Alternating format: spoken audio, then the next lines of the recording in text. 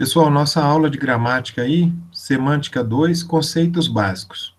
O próprio título da aula já exige de vocês um pouquinho de esforço mental, né? Se nós estamos trabalhando a semântica 2, é porque nós já trabalhamos a semântica 1. Na semântica 1, eu expliquei para vocês.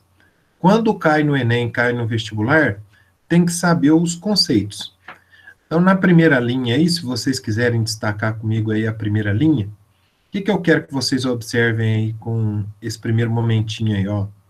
Cabe à gramática explicar que recursos da linguagem foram acionados para produzir o sentido em um enunciado. Destacando essa primeira linha, vocês já observaram também no título aí, quando destacaram, quando nós estudamos a semântica, o que é a semântica? A semântica é a parte da gramática que estuda o significado das palavras. Então, aqui agora, nós vamos trabalhar exatamente isso. Então, a palavra-chave, semântica. Explicação, definição do que é a semântica. Ramo da linguística que estuda o significado de qualquer unidade de sentido. Então, qualquer unidade, pedacinho de palavra, palavra inteira, parágrafo inteiro, texto inteiro, é a semântica que nos ensina a interpretar, tá certo? Na linha de baixo aí, gente, a palavra-chave é significado. Quando no comecinho do nosso trabalho aqui, nós aprendemos que as palavras, elas têm um significado, nós aprendemos então que esse significado é uma imagem mental que nós produzimos em relação a uma palavra. Então, quando eu falo a palavra flor, vocês já têm uma imagem mental da flor, né? Por mais que você conheça 1 milhão de flores diferentes, mentalmente, quando nós falamos a palavra flor, imediatamente você recorda-se de um tipo específico de flor, ok? Então, destaquem comigo o seguinte: o significado não é definido por decreto de dicionários, não é rígido nem imutável.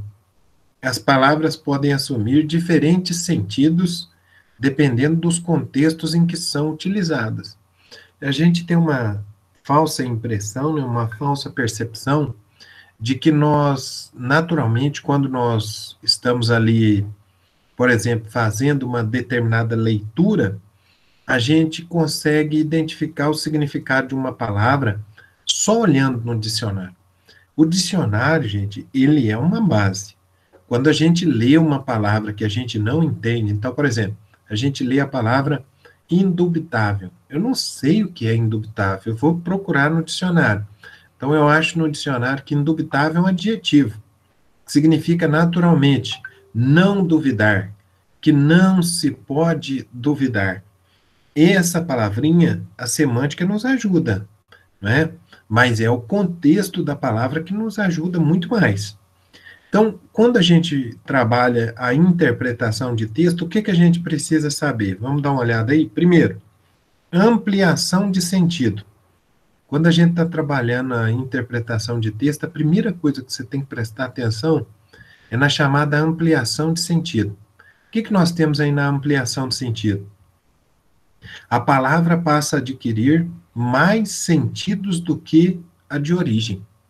Então, quando nós olhamos a palavra embarcar, embarcar no sentido original era entrar no barco.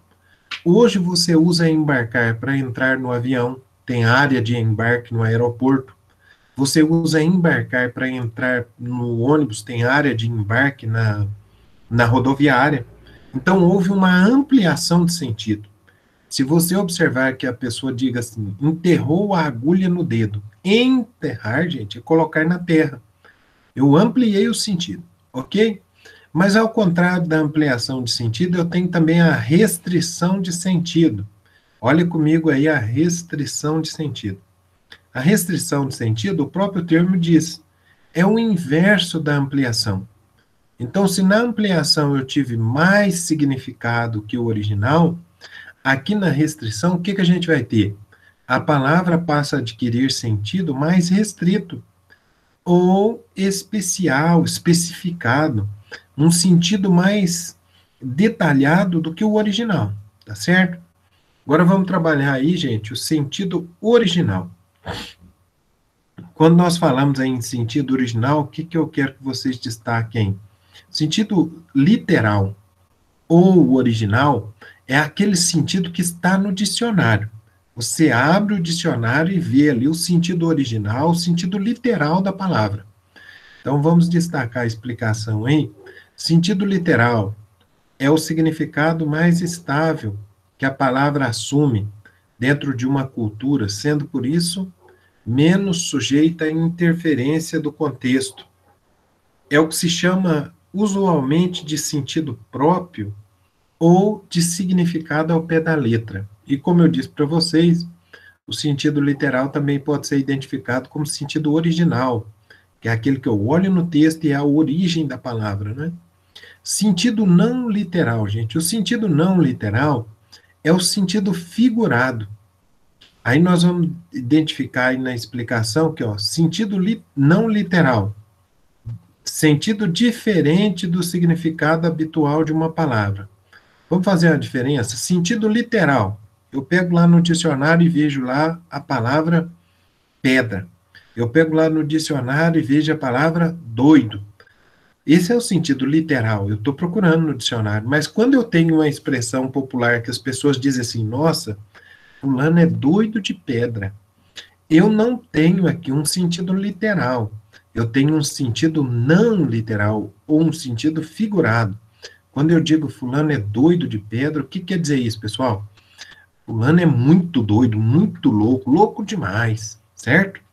Vamos aí para polissemia. O que significa polissemia? Bom, a polissemia, o próprio termo diz aí para a gente.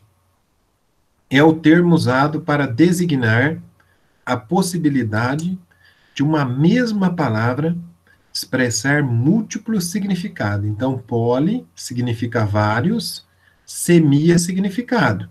Então, sempre que for polissemia, são vários significados. Diferente de ambiguidade, pessoal. Olha a pegadinha do vestibular. E a ambiguidade? Ambi é dois. Então, por exemplo, a pessoa ambidestro é a pessoa que chuta com os dois pés, que escreve com as duas mãos.